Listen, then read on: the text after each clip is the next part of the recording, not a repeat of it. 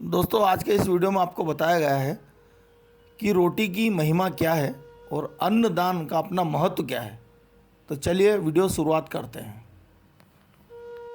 दोस्तों, एक कहानी है एक गांव की। और वहाँ पर एक चरवाहे का लड़का अपनी माँ के साथ रहता था। वो जंगल में रोज़ अपनी गाय और भेड़ चराने जाता था। तो उसकी माँ उसको एक रोटी बांध करके देती थी।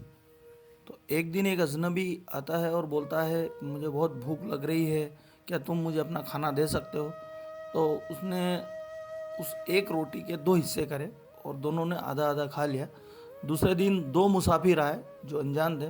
उन्होंने यही बोला कि हमको बहुत भूख लगी है, तुम अपने हमें कुछ खाने को दे सकते हैं क्या। तो वो लड़का उस रोटी के तीन टुकड़े करता है और तीनों बराबर बांट के खा लेते हैं।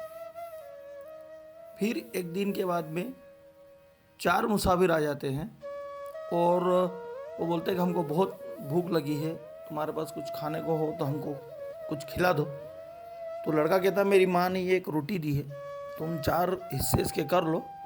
तब वो उसमें से एक मुसाफिर कहता है कि जब हम चार ही एक रोटी खा लेंगे तो तुम क्या खाओगे। तो बोले, मेरी चिंता मत करो, आप लोग ये खाना खा लो और मेरी माँ मेरे लिए शाम को दूसरी रोटी बना देगी, मैं वो खा लूँगा। तो ऐसे करते करते इनके आपस में जान पहचान हो गई। फिर उन्होंने पूछा कि आप लोग हैं कौन और यहाँ पर क्या करने आते हैं। तब वो बताते हैं कि हम यमराज के दूत हैं और यहाँ पर हम इंसान के प्राण लेने के लिए आते हैं। तो वो चरवाहे का लड़का बोलता है कि आप यमदूत है तो आप ये बताइए कि मेरी मृत्यु कब होगी। तब उसमें से एक यमदूत कहता है कि नहीं नहीं, ये हम नहीं बता सकते हैं और ये हमारे नियमों के खिलाफ है। तो वो जिद करने लगता है कि नहीं, अब आपसे हमारी इतनी अच्छी पहचान है और आप हमारे मित्र बन गए हैं, तो फिर आप ये चीज़ हमको क्यों नहीं बता रहे, आपको बताना ही पड़ेगी। तब एक को दया आ जाती है और एक यमदूत जो जिसको दया आती है वो कहता है कि ठीक है, हम तुमको ये बताते हैं और तुम्हारी मृत्यु जिस दिन तुम्हारी शादी होगी और शादी होकर बारात लेकर के आओगे और अपनी प्रियतमा से मिलने जब तुम जाओगे, तब रास्ते सीढ़ी में तुमको एक सांप मिलेगा और वो तुम्हें ढसेगा। वो समय होगा तुम्हारी मृत्यु का। फिर कुछ दिन कुछ वर्ष बीत गए, वो लड़का उस बात को भूल चुका था। और फिर एक वो समय आया जब उसकी शादी हुई बड़ी धूमधाम से और वो बारात लेकर के आए। और जब वो अपनी प्रियतमा से ऊपर मिलने जा रहा था, जो सीढ़ियाँ थी उन सीढ़ियों के बीच में एक सांप बैठा हुआ था। तो उसको वो सांप देख करके उसको याद आ गई यमदूत की बात है और यमदूत से बात करने लगा कि तुम मेरे प्राण बाद में हरना, एक बार तो मेरी प्रीतमा से मुझको मिलने दो। यह सुनते ही सांप बने यमदूत की आंखों से आंसू आने लग जाते हैं और अपने अन्य साथियों से कहता है कि ये देखिए, एक ऐसा दिन है कि इसने अपने हिस्से का खाना हमको खिलाया और आज हमको इसके प्राण हरने पड़ रहे हैं। उधर कमरे में बैठी प्रियतमा ये सब बातें सुन रही थी जो कि यमदूत और चरवाहे के बीच में बातें हो रही थी। और वो रोने लगी और सोचने लगी कि ये कैसा दिन है, आज मैं अपने पति से मिल भी नहीं पा रही हूँ, मैं इतनी दूर से अपना घर छोड़ के इनके साथ जीवन बिताने आई हूँ और ये आज का दिन इनके जीवन का आखिरी दिन है।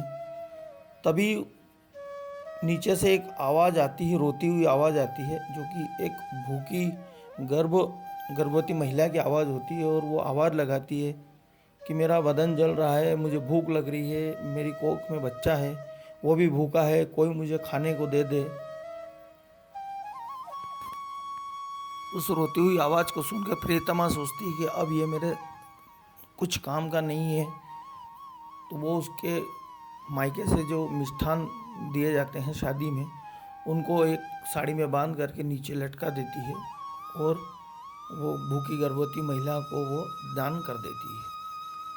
तो भूखी गर्भवती महिला एक निवाला मुंह में लेती है और दुआएं देती है कि तेरा सुहाग अमर रहे, तुम्हारी जोड़ी सलामत रहे। तो हर कॉल के साथ में वो दुआएं देती जा रही थी। तभी यमदूत के पास में एक आदेश आया कि तुम वापस लौट आओ और उसके प्राण मत हरो। तो उन्होंने महाराज से जब पूछा, यमराज जी से, तो यमराज जी ने कहा कि इसको इतनी दुआएं मिली है और अब हम इसके प्राण नहीं हर सकते हैं, क्योंकि इसने एक भूखे की सहायता की है। तो इस प्रकार से दोस्तों हमको भी अन्न दान करना चाहिए और गरीब भूखे की हमेशा मदद करना चाहिए।